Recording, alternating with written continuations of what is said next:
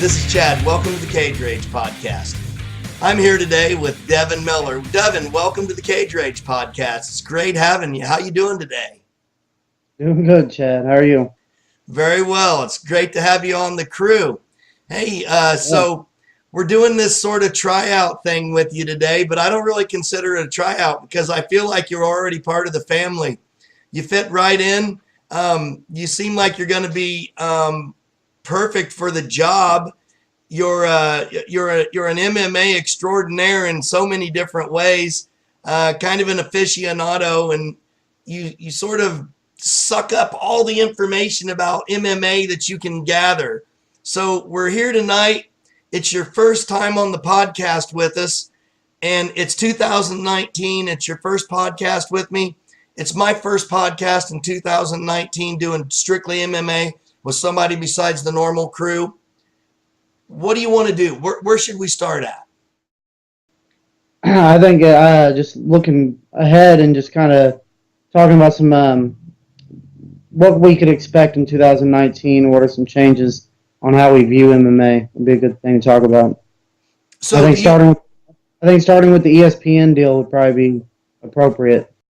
Okay, so yeah, it looks like technology has started to come in and kind of gobble everything up, right? So we got DAZN, we've got RJJ joining the UFC. So now the UFC is going into boxing. We've got ESP in the UFC boxing joint thing happening. We've got the Golden Boy and Bellator and One. There's all these different things happening. And we just did a big show that we're getting ready to. Aaron is gonna edit, and Miguel and Scotty did on HBO in their send off, and no more HBO boxing after dark, no more championship boxing HBO. That's a real sad thing. Showtime seems to be kind of stepping back from boxing a little bit. Not sure how that's gonna go. So where do you think this? What happens? Where are we going? Well, the UFC has historically done a really good job of making the right business moves at the right time, in my opinion. If you look back in hindsight, they got into right at the peak of the popularity of reality TV. They got the Ultimate Fighter out, and that's what really set off the explosion of popularity with the UFC. I think the Fox deal served its purpose for the years that it was there, to get it on network TV, and now, even the casual is familiar with a large portion of something wrong? No. Go ahead. Keep going. You're great. Of the UFC roster, and we're living through this era now where cable television packages are really kind of dying off, and everything's going into streaming, and now you're having these two competing streaming services that are buying up a lot of the talent in both boxing and the two biggest promotions in MMA, with DAZN, DAZN, and ESPN, and very cheap and affordable, and it's actually doing away with pay-per-view in boxing. I mean, boxing's biggest star is Canelo Alvarez, by far the biggest draw, and he just signed an 11-fight deal for $365 million for DAZN. Yeah. That he's going to sign an 11-fight deal on DAZN for $10 a month that I have here on my, right here on my Roku. And you can watch it on your phone, right? You can watch it on your phone. It's portable. And so for the UFC to start getting, and Bellator to start getting into these streaming services, it's really them just getting ahead of the game.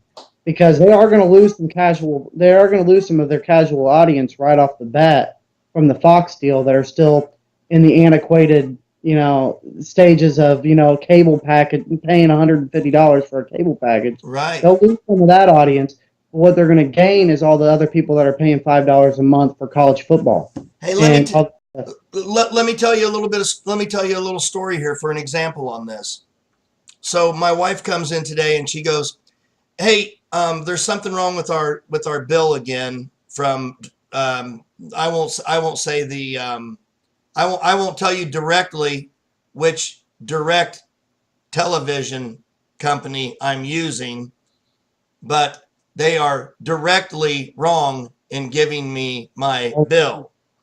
So Anyways, the bill was twice as much as it was last month, which was twice as much as the month before. So I called in and I said, look, I'm sick and tired of this bill being way over what it's supposed to be every time.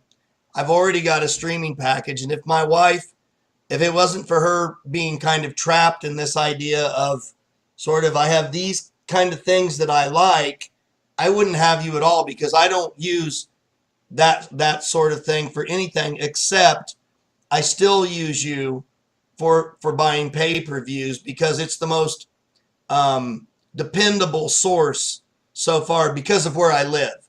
I live out in the boondocks, in the country, in the sticks. And so Yeah, because of that, they give me the most dependable delivery.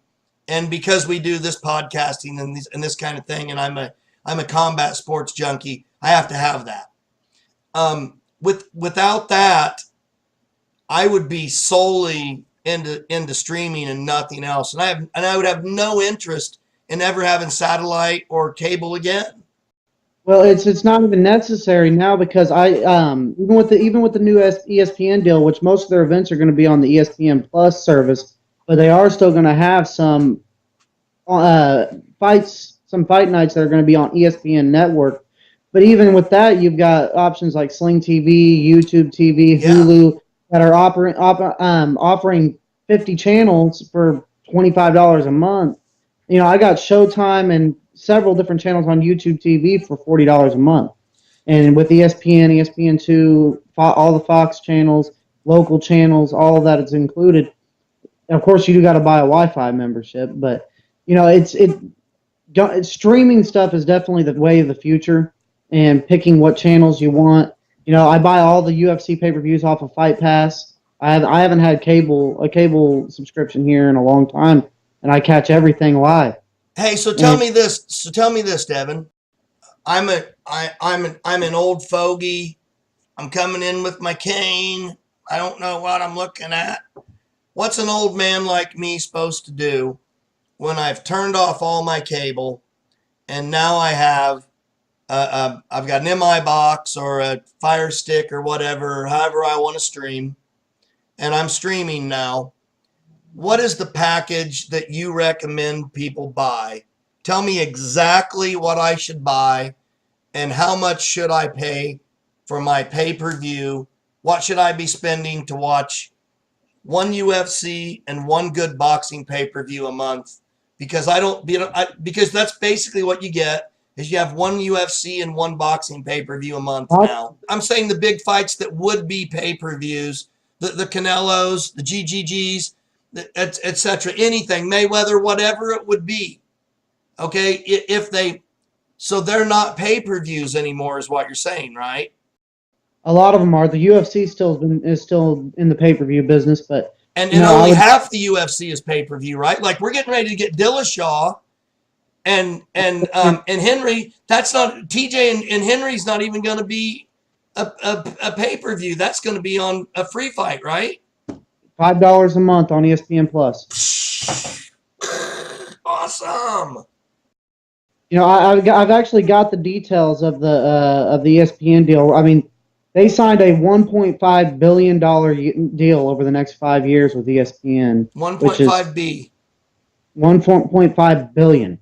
And you know, anybody who thinks that they're not going to make back WMEG or whatever is not going to make good on that investment, they're crazy. The UFC is doing better than it's ever done before, bar none. Agreed. And it's going to be 30 events on. Let me look at the exact details here.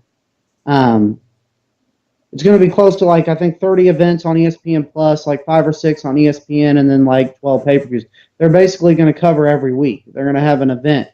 And that's another thing that I wanted to talk about, is this the oversaturation myth with the UFC. I don't buy into that at all, because what they're doing, the moment that they cut their roster in half to start, to stop oversaturating, with events and stuff, is the moment they lose all the developing talent.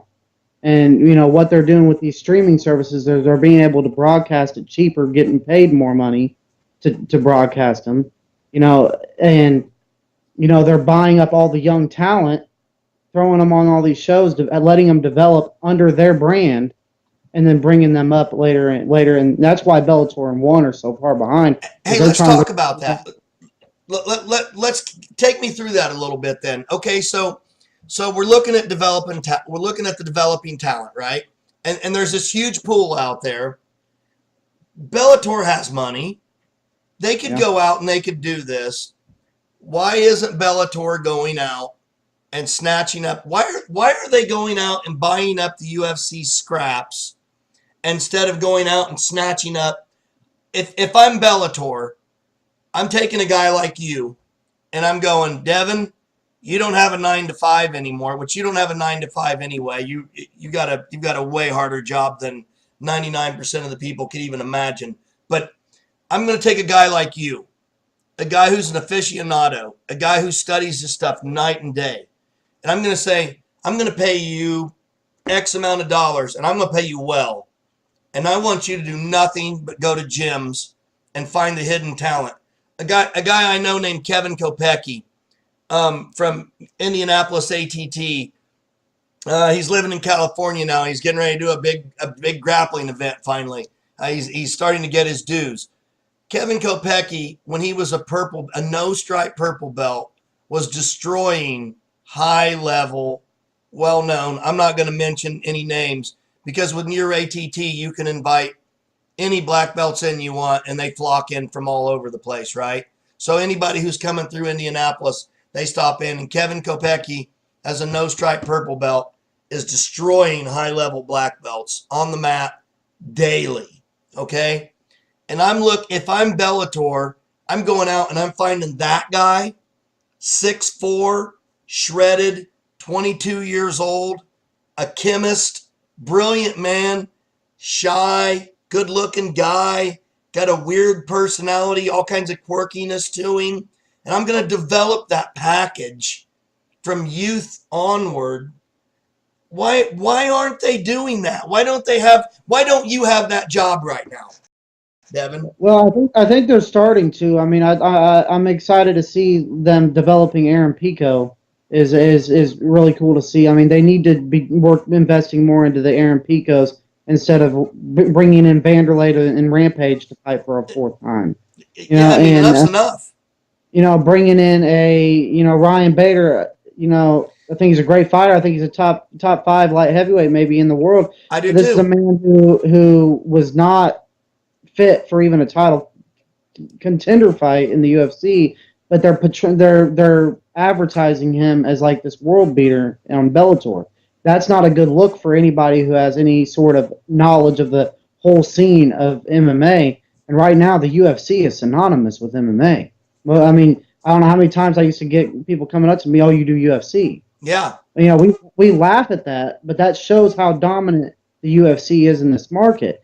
They can't keep bringing out UFC rejects that people know that were not capable of winning the belt there and then advertising them as world beaters in One or in Bellator. That's not good for their brand. I don't know who developed that marketing strategy, but it's not smart.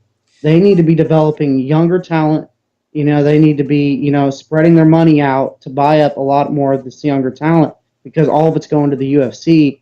And 10 years ago, if you won 5 straight in the UFC, you were fighting for a title. Definitely. Today, there's guys who will win 5-6-0, and you've never even heard of them. Yeah. Because they're fighting on all these fight night cards.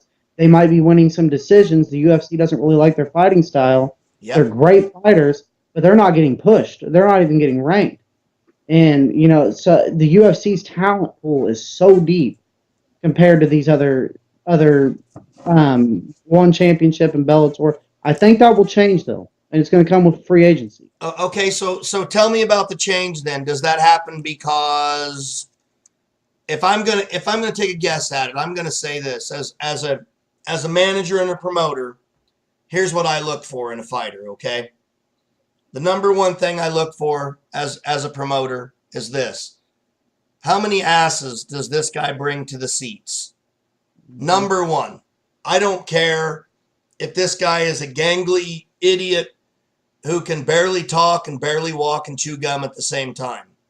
If he puts butts in seats he's in. Period. I don't care. And I mean, I think that's shown. The UFC did it with CM Punk. They've done it with other guys. And look, you can make the argument pretty easily that Conor McGregor. There's a lot of arguments here. I understand what the argument is, that Conor McGregor, he got a lot better. But if you think that Conor McGregor was the fighter then that he is now, you're crazy. Conor McGregor got enough money to train in a completely different fashion, and he got the perfect fights for him each time to make him the great fighter that he is now. And then we saw what happened when he got put in against a guy who was just an absolute gorilla. You know, he got bared and buried for it. And that's what happened. And I'm not taking anything away from Conor. It's just that styles make fights. But the one thing that makes a fight more than a style is a mouth. And you know, Colby's a guy who's got a mouth. You know, if I'm the UFC, I'm doing Colby and Conor. There's the fight that I'm going to make, because that fight sells loads of tickets. And I don't know necessarily who wins that fight, because I don't think either fighter is all that great, and they both have certain qualities about them that make them able to win that fight, if you allow Conor enough time to put weight on, or if you do a catch weight and you make Colby lose some weight. What do you think about something like that, first of all? I know I got a little off track there on the question, but we'll get back to that. You gave me a lot to respond to, but you know, the first thing I would say is putting CM Punk and Conor McGregor in the same category, I think, is a little unfair, because first of all, Conor McGregor is a world-class fighter, and agreed. Fighters have a stock value like any other stock does, like on the stock market. Yeah. And every fight determines the next thing. And when you look at Conor McGregor's resume, it's really kind of aged like fine wine. I mean, his second fight in the UFC was Max Holloway. They didn't know who Max Holloway was yet. You got me there. And then he stepped in against Chad Mendez on 2 weeks' notice when he was supposed to fight Aldo, put on a hell of a show. Okay. And then then goes in there and knocks out Jose Aldo, a 10-year champ, in 13 seconds. Yep. Goes up in a weight class and fights Nate Diaz, win 2 classics. You know, comes right back after he loses, and one of the 5 best fights probably in the history of the UFC was that second Diaz fight. I agree with that. And then goes up and then becomes a champ, taking out Eddie Alvarez. He did a lot to increase his value while talking his way on through it. But can you agree with me that every one of those fights were fights that worked for Conor, other than the first Diaz fight didn't work for him because Conor can't handle top pressure. We can agree on that, right? He couldn't handle the pressure, period. He couldn't handle somebody that when he was throwing at him like that wouldn't go away. And Nate just continued to throw those little sloppy, not very stiff, not very sharp jabs in his face, but he wouldn't go away. And, as soon as he really committed to a 1-2 straight and caught Conor clean, and just he's getting stronger as Conor's fading, Conor sank. Right. And he almost did it in the second fight. And that's a tough fight. The Diaz brothers struggle really hard with really heavy wrestlers, but they're really good with guys who headhunt. Yeah. Any guys who go in there trying to knock them out don't usually come. Look at Paul Daly and Nick Diaz. Look at some of these guys that have really Robbie went in Lawler. there trying to. Yeah, Robbie Lawler have really tried to bang them up, headhunt them. They are masters at getting it into the second and third round and just drowning guys with pressure. Yeah, so that's a little off topic, but sorry, I got you off subject. So so let's take you back. Okay, so enough of my picking on Conor. I know I'm just being unfair, but okay, so take me back to where we were at when we were talking about technology taking over. We'll edit part of this anyway. So take me back to where we were talking about technology taking over. And we were talking about the ESPN deal. And when we talked about the ESPN deal, we started talking about the idea that Bellator and some of these other groups, One and whatnot, they're not out there and they're not buying their way into the future the way that the UFC is. No, but they're gonna get like a easy pass to being a legit organization. I think the way that it's gonna happen is with top guys. They're doing such a poor job of developing their own talent. We've already established that. Yes. Terrible job. Terrible job. I mean, the UFC is years ahead of them on that They're category. going to get an easy pass. What does that mean? What they can do that can catch them up quick is do what Bellator did by buying somebody like Rory McDonald, getting this top five, top really good talent. Rory McDonald's got a win over Tyron Woodley. True So enough. they've got a welterweight champ over there that's beat the UFC champ. They're about to have Demetrius Johnson in one championship. I think Sage Northcutt was a great prospect the UFC you should have definitely bought up. A That would good shock me. talented face, young guy, was getting better. I think he's going to be a legit contender over in one. And I think you're going to see more of the top contenders when their contracts expire, really negotiating with these new contenders. And when that happens, it's going to give those companies a boost, but it's not going to be good for the fans because it's going to leave us in a position like we have in boxing where it's really hard to see the top level fights. You remember what it was like when we were trying to see Fedor and Randy 10, 12 years ago, or Yep. Vanderlei and Chuck? Vanderlei and Chuck was 5 years late. Take us back through that, Devin. Take the people who don't remember that or don't know what you're talking about. Run them through that. Well, the last time that the UFC, I mean, Strikeforce was doing decent there for a little while. They Yeah. had arguably the best lightweights in the world at the time, but every other division was still dominated by the UFC. The last time the UFC has really had competition, they were actually trailing. They were actually the number 2 in the world because Pride FC was definitely the premier MMA organization in the world. And when the UFC, after the Ultimate Fighter, really started developing and they started getting some skilled champions that had names, people started digging into like the history of MMA and finding out, oh, well, there's this whole other world over in Japan. Right. And they're finding out guys like Fedor. They're finding out about guys like Vanderlei Silva and Shogun Rua and Quentin Jackson. They're finding out that the UFC's champion has been beat by Quentin Jackson. Correct. And they're finding out about some of these top level guys, and there was a lot of, well, we want to see Fedor and Randy Couture. Yes. We want to see Vanderlei Silva versus Chuck Liddell. Yes. It didn't happen. They were in different promotions. The UFC tried that once and it burned them. Badly. And by trying to get Chuck over there, and it burned them. Yeah. So they wouldn't do that again. That's the kind of stuff you're going to get when you start having when you start having Brian Ortega in one, Max Holloway in the UFC, and Jose Aldo over in Bellator. Then you got the 3 best featherweights in the world spread out, and you can't get those fights. And that's what I fear the most about people love to hate the UFC for some reason. I don't understand it. I really don't, because it's a monopoly. Right now, it's a monopoly, but at the same, how I'm not a fan of monopolies, and I believe in competition. Me and you have debated capitalism for years. Absolutely. But at the same time, in combat sports, as a fan, I support it for the fighters, and I think it's all their right to do it. It's all these different companies' rights to come in and buy up competition. But as a fan, it's gonna start having some problems because, man, I couldn't agree more. We're probably living in the only era. In 20 years, we are not going to be seeing top-level fights this often. We're not going to see it. Okay, Devin, tell me this. Graduate this through, extrapolate on what happens. What do we see in 5 years, and what do we see in 10 years? I've got my idea. What do you have?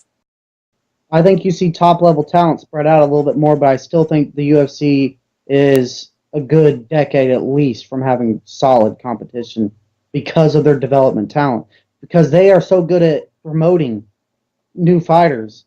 This idea that they don't promote their fighters anymore is just people. Max Holloway was mentioned in a Drake song. So that's ridiculous. Yeah, and people can not even tell you really who the champions are in Bellator right now. Okay, well here's the thing. Take the idea of the NFL. Okay. you don't talk about professional football. You talk about the NFL, right? Yeah. And then if, I mean, some people might mention something like Canadian Football League in the spring or something like that, or they talk about college football, but the NFL is football. American football is the NFL, right? Just like MMA is the UFC. Does that change the way that boxing at one point? And we do Yeah. we do an historic boxing um, broadcast or episode weekly on the Cage Rage podcast, where Miguel goes through, and he's an archivist for the sweetscience.com and the boxingchannel.com and the Brotherhood of fightingalliance.com, etc. Blah blah blah. Anyways, the point is that does the UFC finally sort of have to disband and become okay? Look, remember when Don King was the only promotion, Yeah. and then all of a sudden it wasn't Don King, and then who was it? And now it's Golden Boy, and that kind of switches around a little bit, but it's always about the WBO, the WBC. When does MMA become about the commissions and the belts of those commissions rather than about the UFC? So in other words, when does the UFC have to become more of a commissioning about belts and titles and less about the UFC owning the fighters themselves under contract? I think that the model that we've seen for MMA will be distinct to MMA compared to Okay. boxing. But I do think that we're gonna see a day eventually where, just like right now, you've got Deontay Wilder as I think the WBO heavyweight champion. You've got Anthony Joshua, who swallowed up the other four. Yeah. And there's a lot of debate. Well, who's the heavyweight champion of the world? I Right. think you're going to have a lot more of that. You're going to have a heavyweight champ in the UFC, a heavyweight champ in something like Bellator, one, and the UFC's got their work cut out for them to stay ahead of the game if they want to be the NFL of MMA. They have got to. Absolutely. They're going to have to not only take care of their top fighters and pay them appropriately, but they're also going to have to find business deals that's going to be able to fund all this, and they're going to have to continue to buy up the developing talent. So, and all while having new competition coming into the field. So it's going to be difficult for them to stay so dominantly on top. They've proven me wrong at the time. Everybody thought that, when Strikeforce was coming in, that this was in a few years they were going to be competitive, and they fell apart. I knew Strikeforce didn't have legs. I wasn't on that wagon. I've never been on a wagon yet that said the UFC is going to fall. But I will say this. The dumbest thing that the UFC ever did, in my eyes, is told people that they purchased Pride. I at one point as a promoter, I owned two different promotions just as a local promoter. I was a small promoter, so Cage Rage was it was a regional show. It wasn't anything big, but I owned two separate shows, and people only knew that I owned one. So the other show that I owned was my competition. And we fought like cats and dogs, and I had all kinds of wars about it and stuff like that. And I had them go against each other and talk crap about each other. I formed my own little biases towards each other.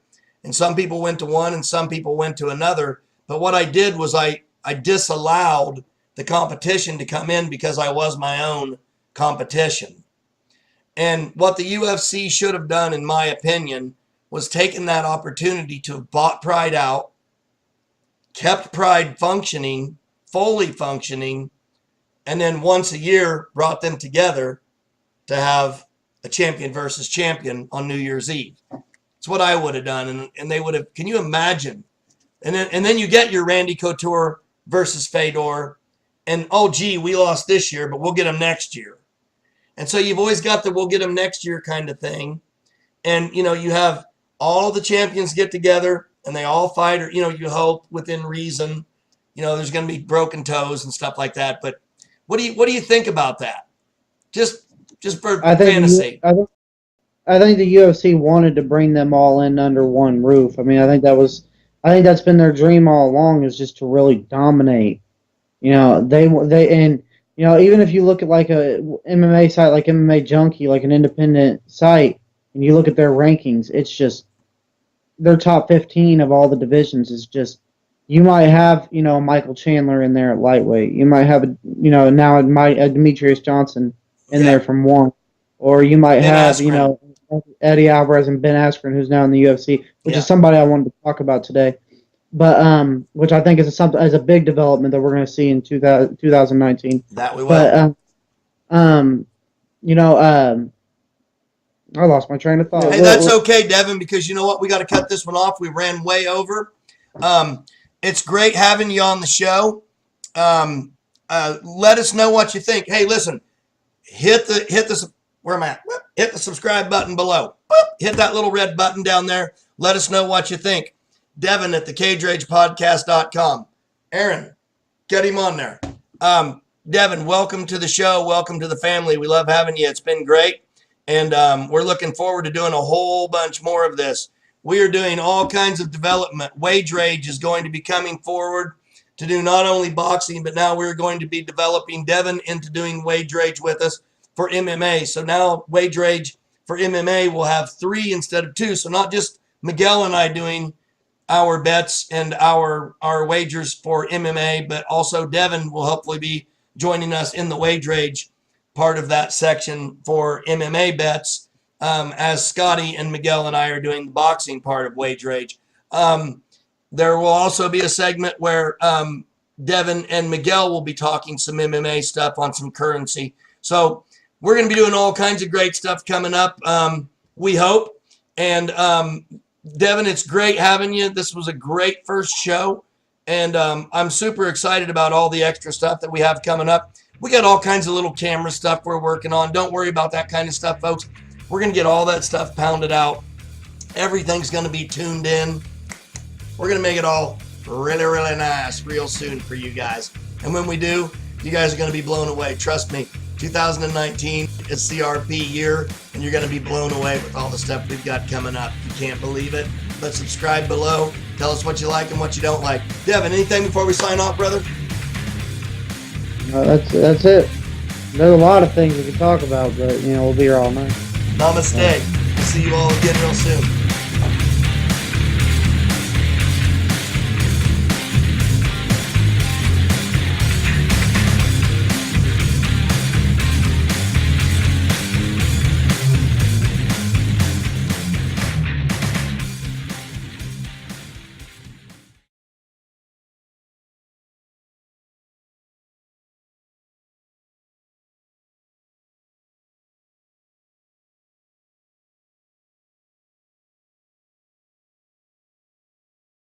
Up there. Down here, it's our time. It's our time down here.